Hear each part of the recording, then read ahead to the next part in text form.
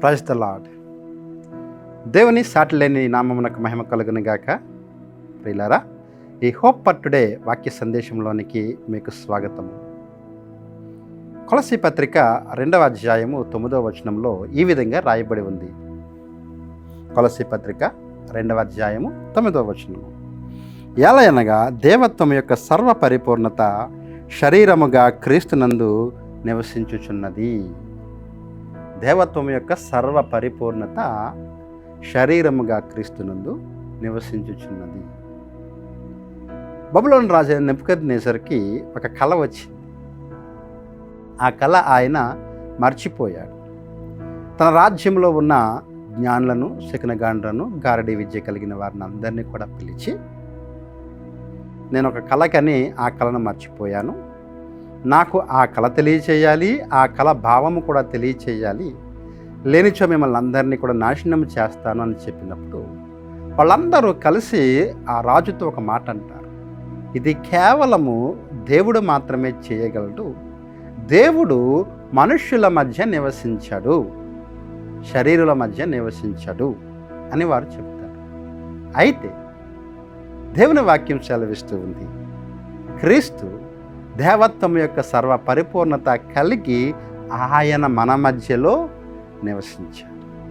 మన దేవుని యొక్క గొప్పతనం ఏమిటి అంటే, వాస్తవానికి మతం అని పిలువబడే ప్రతి మతములో కూడా మనిషి దేవుణ్ణి వెతుకుతూ వెళుతూ ఉంటాడు. కానీ మన క్రీస్తు మనల్ని వెతుకుతూ ఆయన దేవత్వాన్ని పట్టుకొని మన మధ్యకు వచ్చాడు. అదే క్రిస్మస్ యొక్క గొప్పతనం.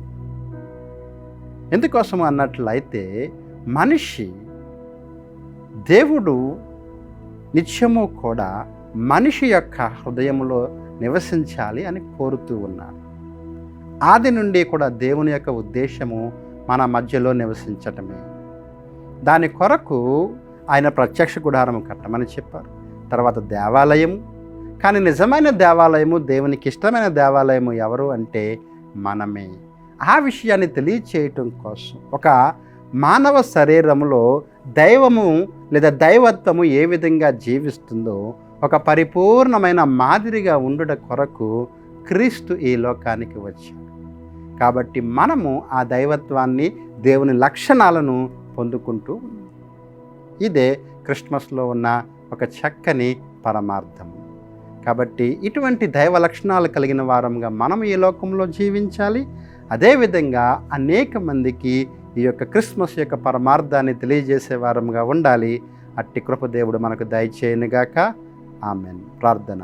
ప్రేమగల ప్రభువా, కృపగల తండ్రి, మంచి సమయంలో మీరు మాకు ఇచ్చిన ఈ ప్రత్యక్షతను బట్టి వందనాలు. మీ రాకలో ఉన్న ఔన్నత్యాన్ని, దాని వెనుకున్న రహస్యాన్ని మేము తెలుసుకుని ఈ లోకంలో అనేక మందికి చాటి ప్రభువా, వారు కూడా మీ వలె ఉండుటకు కావలసిన మార్గాన్ని మేము చెప్పుటకు మాకు కృప దయచేస్తారని నమ్మచ్చు. యేసు నామములో ఈ ప్రార్థన అడిగి వేడుకుంటున్నాము తండ్రి. Amen. God bless you friends.